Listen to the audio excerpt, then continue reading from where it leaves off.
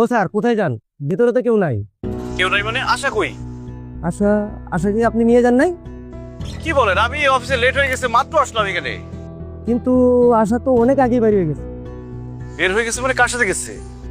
তা তো বলতে পারলাম না। তো আপনি এখানে দাঁড়িয়ে কি করেন? কোন বাচ্চা কার সাথে যাচ্ছে আপনি দেখবেন না? স্যার, ভিতরে একটা কাজ ছিল, আমাকে ডাকছিল, এই জন্য ভিতরে গেছিলাম, দেখি নাই।